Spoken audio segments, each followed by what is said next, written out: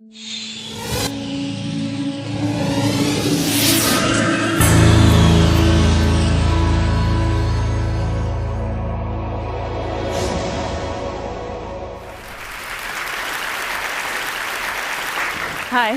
my name is Cameron Russell, and for the last little while, I've been a model, actually for 10 years. And I feel like there's an uncomfortable tension in the room right now because I should not have worn this dress. So luckily, I brought an outfit change. This is the first outfit change on the TED stage, so you guys are pretty lucky to witness it, I think. If some of the women were really horrified when I came out, you don't have to tell me now, but I'll find out later on Twitter.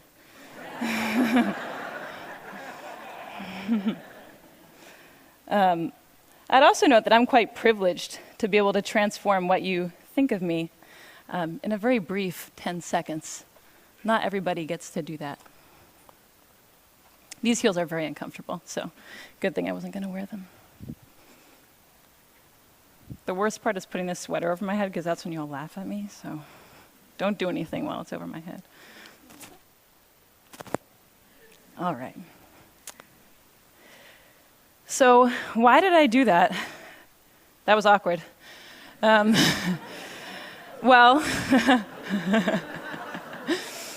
hopefully not as awkward as that picture.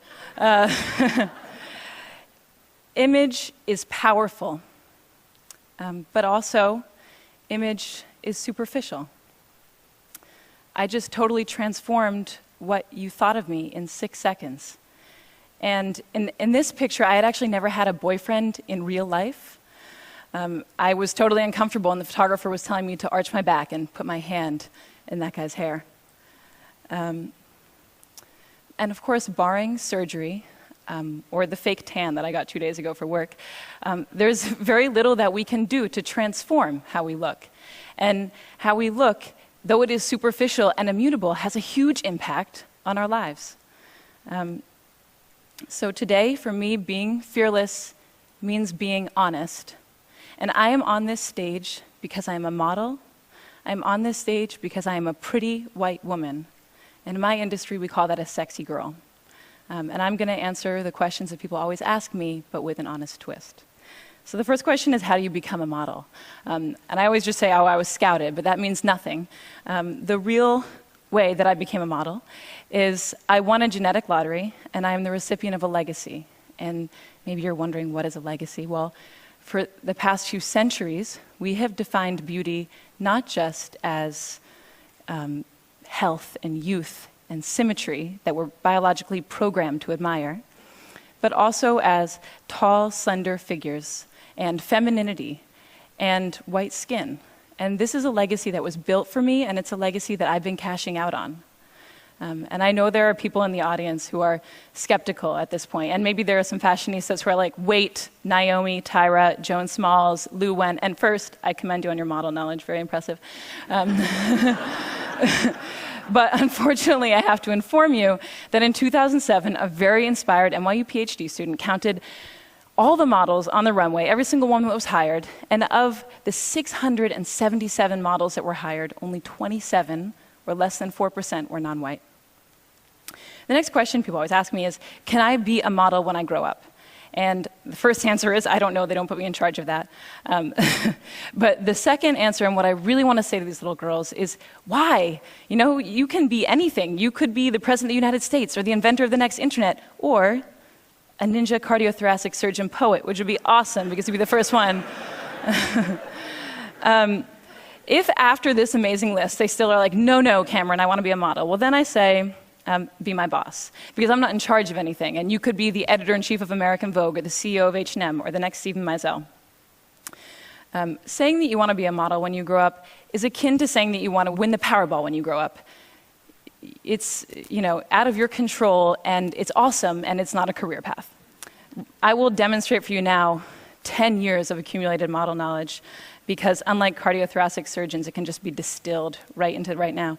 So If the photographer is right there, and the light is right there like a nice HMI, and the client says, Cameron, we want a walking shot. Well, then this leg goes first, nice and long. This arm goes back, this arm goes forward, the head is at 3/4, and you just go back and forth. You just do that. And then you look back at your imaginary friends 300, 400, 500 times. It will look something like this.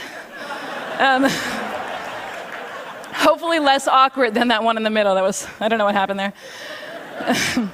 Unfortunately, after you've gone to school and you have a resume and you've done a few jobs, you can't say anything anymore. So if you say you want to be the president of the United States, but your resume reads underwear model 10 years, people give you a funny look.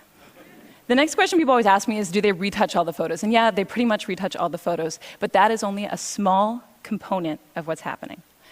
This picture is the very first picture that I ever took, and it's also the very first time that I had worn a bikini. And I didn't even have my period yet. I know we're getting personal, but I was a young girl. This is what I looked like with my grandma just a few months earlier. Here's me on the same day as this shoot. My friend got to come with me. Here's me at a slumber party a few days before I shot French Vogue. Here's me on the soccer team and in V Magazine. And here's me today. And I hope what you're seeing is that these pictures are not pictures of me, they are constructions. And they are constructions by a group of professionals, by hairstylists and makeup artists and photographers and stylists and all of their assistants and pre-production and post-production. And they build this, that's not me. Okay, so the next question people always ask me is, do you get free stuff? I do have too many 8-inch heels, which I never get to wear, except for earlier. But the free stuff that I get is the free stuff that I get in real life, and that's what we don't like to talk about. I grew up in Cambridge, and one time I went into a store and I forgot my money and they gave me the dress for free. When I was a teenager, I was driving with my friend who was an awful driver, and she ran a red, and of course, we got pulled over. And all it took was a sorry officer, and we were on our way. And I got these free things because of how I look, not who I am. And there are people paying a cost for how they look and not who they are. I live in New York, and last year, of the 140,000 teenagers that were stopped and frisked, 86% of them were Black and Latino, and most of them were young men. And there are only 177,000 young Black and Latino men in New York, so for them, it's not a question of will I get stopped, but how many times will I get stopped? When will I get stopped? When I was researching this talk, I found out that of the 13-year-old girls in the United States, 53% don't like their bodies. And that number goes to 78% by the time that they're 17. So the last question people ask me is, what is it like to be a model? And I think the answer that they're looking for is, if you are a little bit skinnier and you have shinier hair, you will be so happy and fabulous. And when we're backstage, we give an answer that maybe makes it seem like that. We say, it's really amazing to travel, and it's amazing to get to work with creative, inspired, passionate people. And those things are true, but they're only one half of the story, because the thing that we never say on camera, that I have never said on camera, is I am insecure. And I'm insecure because I have to think about what I look like every day. And if you ever are wondering, if I have thinner thighs and shinier hair, will I be happier? You just need to meet a group of models, because they have the thinnest thighs and the shiniest hair and the coolest clothes, and they're the most physically insecure women probably on the planet. So when I was writing this talk, I found it very difficult to strike an honest balance, because on the one hand, I felt very uncomfortable to come out here and say, look, I've received all these benefits from a deck stacked in my favor. And it also felt really uncomfortable to follow that up with, and it doesn't always make me happy. But mostly, it was difficult to unpack a legacy of gender and racial oppression when I'm one of the biggest beneficiaries. But I'm also happy and honored to be up here, and I think that it's great I got to come, before 10 or 20 or 30 years had passed and I'd had more agency in my career. Because maybe then I wouldn't tell the story of how I got my first job, or maybe I wouldn't tell the story of how I paid for college, which seems so important right now.